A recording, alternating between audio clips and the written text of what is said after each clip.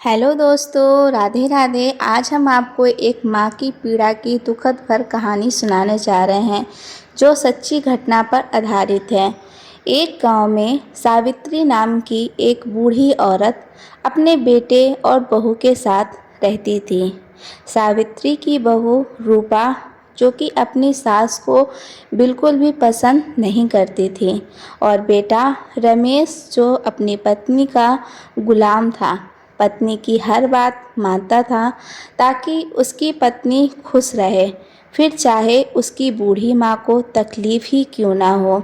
एक दिन की बात है, रात का समय था। सावित्री को नींद नहीं आ रही थी, बेचैनी सी हो रही थी। सावित्री ने अपने कमरे में से एक आवाज़ लगाई, बेटा रमेश। बहू दूसरे कमरे में रमेश को अपनी माँ की आवाज़ सुनाई दी तो वो रूपा से बोला, अरे रूपा, उठो ना, माँ इतनी रात को हमें क्यों बुला रही है? चलो ना, चलकर देखते हैं। रूपा बोली, दिन हो या रात, यह मुसीबत मुझे कभी चैन से सोने नहीं देती। आधी रात को भी क्यों चिल्लाता है? क्या? रमेश बोला, ऐसा मत कहो रूपा, वो मेरी माँ है, एक बार चलो, चलकर देख लो। रूपा और रमेश सावित्री के पास जाकर बोलते हैं, क्या हुआ माँ, इतनी रात को हमें क्यों बुला रही हो? सावित्री ने कहा, हाँ बेटा, मुझे कुछ बेचैनी सी लग रही है और नींद भी नहीं आ रही है, इसलिए कुछ देर मेरे पास बैठ जाओ। अरे माँ, तेरी उम्र हो गई है, इस उम्र में थोड़ी थोड़ी परेशानी होती रहती है। अगर हम तुम्हारे पास बैठकर सारी रात जगा रहे हैं, फिर कल घर और खेत में काम कौन करेगा?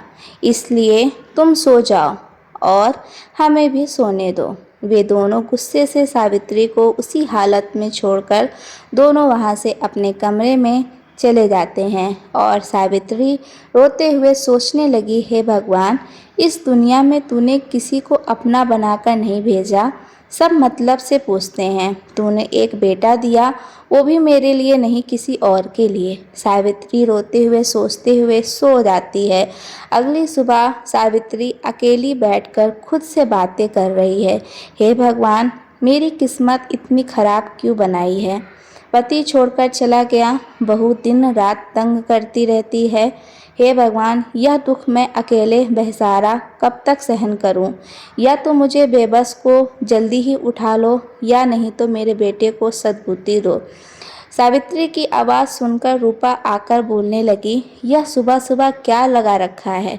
खुद तो सोती नहीं हो, हमें भी शांति से सोने नहीं देती हो, जब देखो दिन भर भड़कती रहती हो। सावित्री बोली, तुम दोनों तो चैन से सो जाते हो, मेरी उम्र पे तो तरस खाओ। अगले मेरे पति जिंदा होते तो मुझे इतनी कष्ट नहीं होने देते।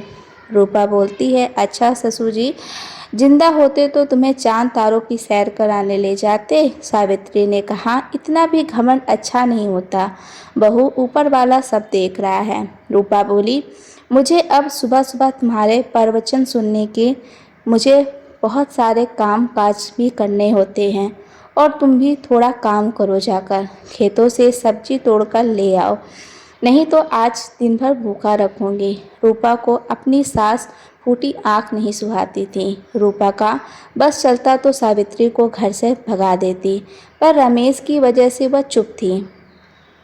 दोपहर का समय था। रूपा अपनी सहेली मीना से झील के किनारे बैठकर बातें कर रही थी। मीना ने पूछा, कैसी हो रूपा, आजकल दिखाई भी नहीं देती?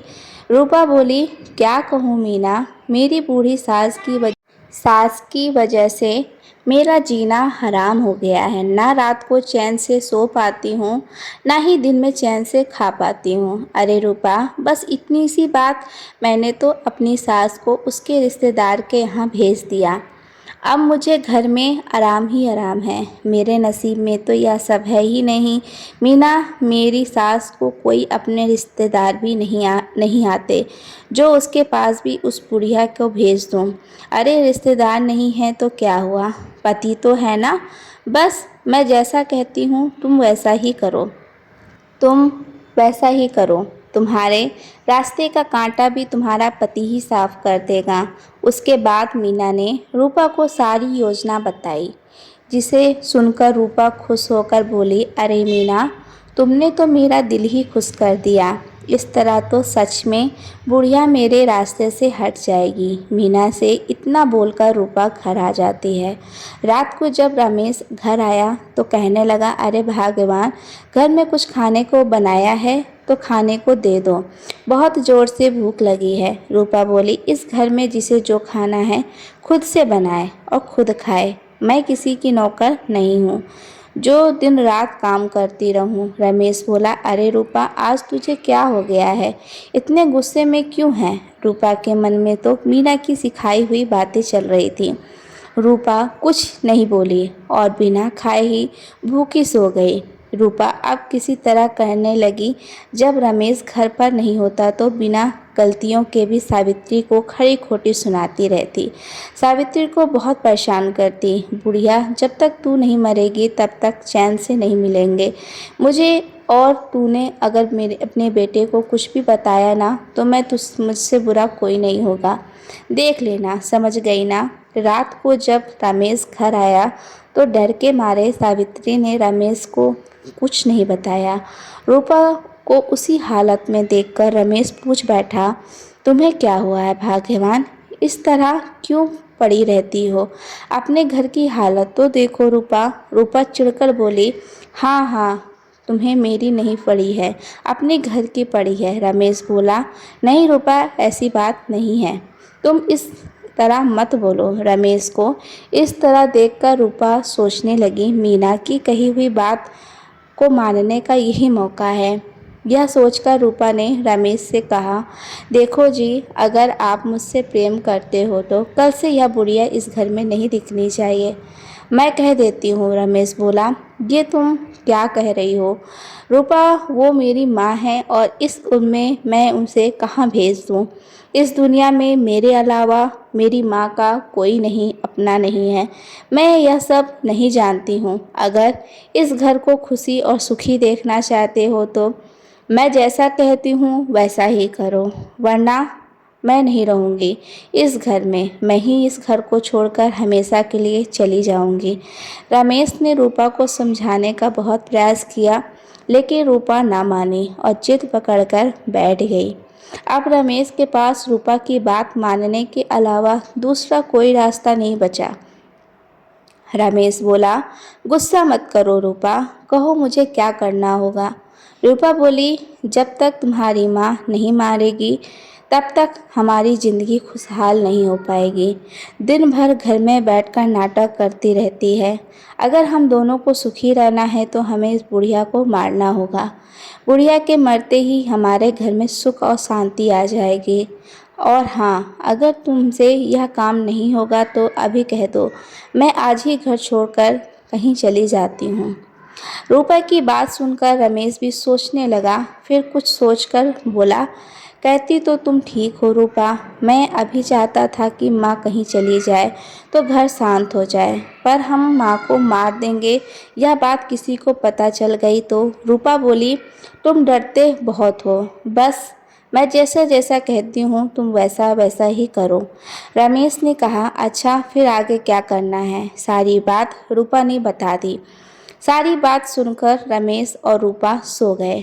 भोर में रमेश उठा और माँ से बोला, अरे माँ, चलो इस बैलगाड़ी में आकर बैठ जा। सावित्री ने पूछा, पर हुआ क्या है बेटा, और आज तुम इतनी सुबह मुझे कहाँ ले जा रहे हो? रमेश को सही और गलत कुछ नहीं दिखाई दे रहा था। गुस्से के मारे अपनी बूढ़ी माँ को धमकाते हुए फिर से बोला, देखो माँ, इतनी मीठी सी बातें करने की ज़रूरत नहीं। अगर तुम अपनी भलाई चाहती हो तो चुपचाप इस बैलगाड़ी में आकर बैठ जाओ, वरना मुझसे बुरा कोई नहीं होगा। बेटी की बात सुनकर सावित्री डर गई और बैलगाड़ी में बैठ गई। फिर वो नालायक बेटा अपनी बूढ़ी माँ को लेकर आकर जंगल में ओट चल दिया। कुछ ही देर में अपनी माँ को लेकर बीच जंगल में पहुँच गया। अपनी माँ को बैलगाड़ी में छोड़कर वह चीता बनाने में जुट गया। बेटे के कारनामे को देखकर सावित्री को सारी बातें समझ आ चुकी थी और रोती हुई सोच रही थी, भगवान, तुमने मुझे ऐसा जीवन क्यों दिया? ऐसा बेटा देने से अच्छा है मुझे बांझ ही छोड़ देता। सावित्री को रोता हुआ देखकर रमेश बोला, देखो माँ, अब रोने धोने की कुछ ज़रूरत नहीं है। मैंने तेरी चिता तैयार कर दी है, अब जलकर मरने के लिए तैयार हो जा। फिर रमेश ने चिता पर अपनी माँ को बिठाकर आग जलाने के लिए हुआ तो यह याद आया, आग जलाने के लिए तो माचिस तो घर ही भूल गया हूँ। रमेश माचिस लेने घर चला जाता है। उसी मौके का फायदा उठाते हुए सावित्री जल्दी से उस चिता पर से उठकर अपने हिसाब से लकड़ियां लगा देती है और पेड़ के पीछे जाकर छुपकर सब देखने लगती है। कुछ देर के बाद रमेश आग से जलती हुई मसाल को लेकर आता है और चिता में आग लगा देता है और खुश होता है और खुद से कहता है, आज से रूपा कभी दुखी नहीं होगी। कुछ देर चिता जलने के बाद रमेश घर वापस आ गया और रूपा को सारी बात बता दी, जिसे सुनकर रूपा खुश होकर सोचने लगी, अरे वाह, मैंने तो सोचा भी नहीं था इतनी जल्दी मेरे गले का कांटा साफ हो जाएगा। अब इस घर पर मेरा राज चलेगा, कोई रोक टोक करने वाला नहीं होगा। रूपा को टोकते हुए रमेश बोला, क्या सोचने लगी भाग्यवान? रूपा बोली, कुछ नहीं स्वामी, मैं सोच रही हूँ कि बुढ़िया के मरते ही इस घर में कितनी शांति आ गई। अब इस घर में धन की वर्षा होगी। रमेश बोला, तुम कहती तो होगी ही। उसी रात रूपा ने खूब सारा खाना बनाया और दोनों ने खुशियाँ मनाते हुए खाया और पिया और सो गए। उधर सावित्री जंगल की ओर एक झोपड़ी में रोते हुए सोच रही थी, हे भगवान, अब मैं कहाँ जाऊँगी, क्या करूँगी? भगवान ने मुझे एक ही बेटा दिया था, वो भी मेरा नहीं, अपनी बीवी का गुलाम और नालायक निकला। हे ईश्वर, अब तुम ही मुझे कोई रास्ता दिखाओ। तभी अचानक उस जंगल में दो चोर अपने लूटे हुए धन के साथ उसी झोपड़ी के पास आ गए। एक चोर ने कहा, देख भाई, लूटा हुआ धन का हम यहीं बंटवारा कर लेते हैं, अगले नगर आने वाला है। हाँ भाई, तुम ठीक कह रहे हो, सुबह भी होने वाला है, जो करना है जल्दी करो। दोनों की बातें सुनकर सावित्री अंदर से चिल्लाने लगी, अरे बेटा भोलू, उठो उठो, बाहर चोर आया है, पकड़ो पकड़ो। सावित्री की बातें सुनकर धन की गठरी को छोड़कर दोनों चोर वहां से भाग जाते हैं। चोरी की हुई धन की गठरी को देखकर सावित्री बोली, भगवान तेरे भी खेल निराले हैं। कुछ ही देर पहले मेरे बेटे ने मुझे जिंदा जलाया और अब तूने मुझे इतना धन दे दिया। इतना धन का मैं क्या करूँगी? अब इतना तुमने किया है तो आगे की रास्ता भी अब तुम ही दिखाओगे भगवान। सावित्री दो धन की गठरी लेकर झोपड़ी में आकर सोचने हुए सो गई। सुबह उठी और धन की गठरी लेकर सीधा घर की ओर चल पड़ी। रूपा का घर के बाहर ही बैठी हुई जब मरी हुई सास को आते देखा तो हड़बड़ाते हुए अपने पति के पास पहुंच गई। सुनो जी, कल तुमने कहा था ना बुढ़िया को जला दिया और बुढ़िया मर गई। हाँ भाग्यवान, तुमने ठीक ही सुना था, मैंने अपने हाथों से जला कर आया था। पर हुआ क्या, मुझे भी बताओ। मैं तुम्हें मेरे साथ झूठ बोलते हुए शर्म नहीं आ रही? उस बुढ़िया को जंगल में जिंदा छोड़कर आ गए। मैं सच कह रही हूँ रूपा, मुझ पर भरोसा करो।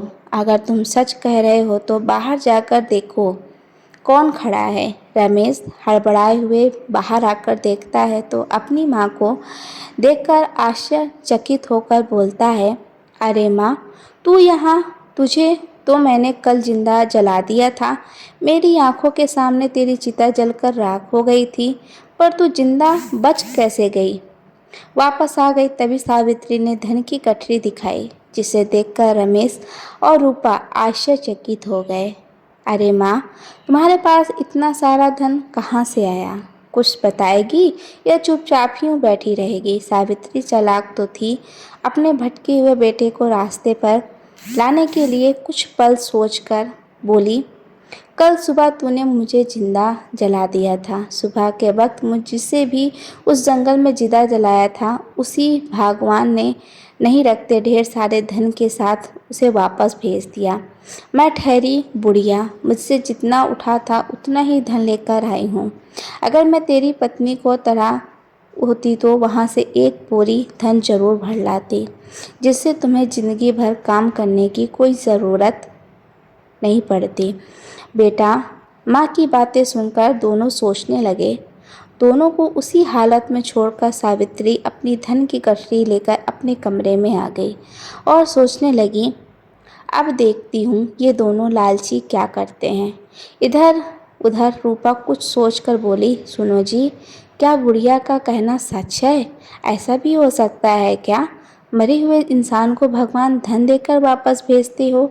रमेश बोला, यह सच है रूपा, मैं अपने हाथों से माँ को जलाया था और वह जिंदा धन के साथ वापस आ गई। इससे तो यही पता चलता है कि माँ जो कुछ भी कह रही है वह सच है। रमेश की बात सुनकर रूपा के मन में लालच आ गया। सुनो जी, मैं आपसे एक बात कहूँ, आप माना तो नहीं करोगे? रमेश बोला, मैंने तुम्हारा कहा कभी नहीं माना, कभी नहीं माना हुआ। ऐसा क्या हुआ? क्या कहो कहना चाहती हो? मैं यह कह रही हूँ कि कल जिस तरह आपने माँ को जलाया था, उसी तरह मुझे भी जलाते देते हो, मैं भी भगवान के पास जाकर बहुत सारा धन लेकर वापस आ जाती हूँ। ये तुम क्या कह रही हो रूपा? अगर कुछ ऊंच नीच हो गई तो कुछ नहीं होगा। माँ ने अभी कहा ना कि जिसे भी सुबह सुबह जंगल में जिंदा जलाया था वो भगवान के पास जिंदा पहुंच जाता है और भगवान उसे बहुत सारा धन देकर वापस भेज देते हैं। ठीक है रूपा, जो तुम्हें उचित लगे। रमेश अपनी माँ को बिना कुछ कहे रूपा को बैलगाड़ी में बिठाया और जंगल की ओर चल पड़ा। जंगल पहुंचकर रमेश बोला, ये वही जगह है जहाँ मैंने माँ को जलाया था। रूपा ने कहा, अब देर न करो, मुझे भी वैसे ही जला दो, और हाँ, मेरी चिता पर 2 खाली बोरियां भी डाल देना, उसी में धन भर कर ले आऊँगी। फिर क्या था, रमेश ने 2 बोरियों के साथ रूपा की चिता में आग लगा दी। आग ने अपनी रफ्तार पकड़ी तो रूपा चिल्लाने लगी, बचाओ जी, बहुत जलन हो रही है। रमेश बोला, शांत हो जाओ रूपा, यह जलन कुछ ही पल की है, कल तुम धन के साथ वापस आ जाओगी। रमेश रूपा को जलते हुए छोड़कर घर वापस आ गया। घर पहुंचते ही सावित्री ने रमेश से पूछा, बेटा, आज बहू दिखाई नहीं दे रही है, कहीं गई है क्या? रमेश बोला, हाँ माँ, वो कल सुबह तक आ जाएगी। रमेश की बात सुनकर सावित्री मन में सोच रही थी, तुम दोनों धन पाने के लालच में इतना भी नहीं सोच पाए कि मरे हुए इंसान कभी वापस नहीं आते। खैर, जो जैसा करता है वैसा ही मिलता है। लालची रमेश सुबह होने का इंतजार करने लगा। सुबह होते ही रमेश घर से बाहर आकर रूपा का इंतजार करने लगा। सावित्री भी वहीं बैठकर देख रही थी कि सुबह से शाम हो गई पर रूपा नहीं आई। रमेश को उदास देखकर सावित्री ने रमेश से पूछा, अरे बेटा, क्या हुआ है, बताएगा भी? फिर रमेश ने जंगल में हुई सारी बातें हुई कहा, माँ, तुम तो भगवान से धन लेकर सुबह सुबह वापस आ गई थी, परंतु रूपा अभी तक शाम होने को है, घर नहीं आई। सावित्री बोली, अच्छा ये बात है, जब तक रूपा आती तब तक तुम एक काम करो, तुम ही ये धन की पोटली लेकर बाजार जाओ और अपने लिए एक माँ और पिताजी खरीद ले आओ। रमेश धन की पोटली ले जाकर बाजार की ओर चल पड़ा। बाजार पहुंचकर एक जगह खड़ा होकर आवाज़ देने लगा, मुझे एक माँ और पिता चाहिए, उसके बदले में मैं पैसे दूंगा। रमेश की बात सुनकर वहाँ 2 लोग पहुँचे और बोले, अरे मूर्ख इंसान, जन्म देने वाली माँ और पिता कहीं खरीद नहीं सकते क्या? चाहे तुम जितने भी पैसे क्यों ना हो, खर्च कर लो। हाँ भाई, यह सच में मूर्ख लगता है, तभी तो बाप खरीदने आया है बाजार में।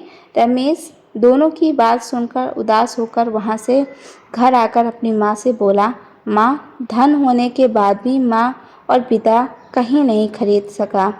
सावित्री ने बोली, ओ, अब तो तुम्हें पता चल ही गया होगा कि माँ बाप अनमोल होते हैं। जब वो बूढ़ा बूढ़ी हो जाते हैं तो वे अपने बेटा और बहू को घर के बोझ लगने लगते हैं, यहाँ तक कि दोनों मिलकर बूढ़ा बूढ़ी को मारते पीटते हैं, घर से निकाल देते हैं। और तुम्हारे जैसे नालायक बेटे हो तो पत्नी की बात बूढ़ी माँ को जिंदा तक जला देते हैं। अपनी माँ की बातें सुनकर रमेश की आंखों में आंसू आ गए। रमेश की आंखों में आंसू देखकर सावित्री फिर से बोल पड़ी, देखो बेटा, अपनी गलती पर पश्चाताप करना ही सबसे बड़ा धर्म है। अब तुम रोना छोड़ो और मेरा एक काम करो, तुम धन की पोटली लेकर फिर से बाजार जाओ और अपने लिए एक पत्नी खरीद कर ले आओ। रमेश अपने आंसू पोंछकर फिर से बाजार गया और वहाँ फिर से आवाज़ देने लगा, मेरे पास धन संपत्ति की कोई कमी नहीं है, बस मुझे एक पत्नी चाहिए। ऐसा ही वो वहाँ रटने लगा। रमेश की बातें सुनकर फिर से 2 लोग रमेश के पास पहुँचे। अरे बेटा, सच में तुम अमीर हो, तुम्हें शादी करनी है? रमेश बोला, हाँ काका, मेरे पास धन संपत्ति की कोई कमी नहीं है, बस मुझे एक बूढ़ी माँ की सेवा करने के लिए पत्नी चाहिए। रमेश की बात सुनकर दोनों सोचने लगते हैं, लड़का बहुत संस्कारी और धनी लगता है, इससे अपनी बेटी की शादी करवा के रहूँगा। तभी अचानक दूसरा आदमी बोल पड़ा, भाई, मेरी बहन बहुत ही सुशील और बहुत संस्कारी है, तुम उसी से शादी कर लो। पहला आदमी बोला, अरे रुको रुको, इस लड़के से तो मैं अपनी बेटी की शादी कराऊंगा।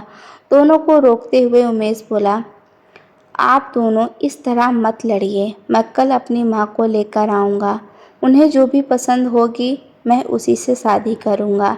इतना बोलकर रमेश घर वापस आते हुए सोच रहा था, आज मेरी माँ ने मेरी आंखें खोली, मैं अपनी पत्नी की बात में आकर अपनी बूढ़ी माँ की हत्या कर बैठा था, पर भगवान तूने मेरी माँ को मरने नहीं दिया। इतना सोचते हुए रमेश घर पहुँचा और फिर बाजार की सारी बातें सावित्री को बताई, जिसे सुनकर वह बोली, अब तो तुम्हें समझ में आ रहा होगा ना, माँ बाप दूसरे नहीं मिल सकते पर पत्नी दूसरी मिल सकती है। रमेश बोला, हाँ माँ, आपकी बात अब मैं समझ चुका हूँ, पर माँ अभी तक बस एक बात नहीं जान पाया कि रूपा तो उस आग में जिंदा नहीं बच पाई, पर आप उस आग में जिंदा कैसे बचकर धन के साथ कैसे वापस आ गई। फिर सावित्री ने रमेश को सारी आपबीती कह सुनाई और बोली, बेटा, तुमने पत्नी की बात मानकर मुझे मारने की कोशिश की, फिर धन से लालच में तुमने अपनी पत्नी को ही जला दिया। किसी भी चीज़ की लालच करना बुरी बात होती है। भगवान ने जीवन में दिया है, उसका आनंद लो, ना कि गलती करके अपना जीवन बर्बाद करना चाहिए। आज की कहानी यही समाप्त हुई है। फिर मिलेंगे एक और कहानी के साथ में। कहानी आपको पसंद आई हो तो लाइक शेयर ज़रूर करना और हमारे चैनल को सब्सक्राइब करना बिल्कुल नहीं भूलिएगा। धन्यवाद दोस्तों।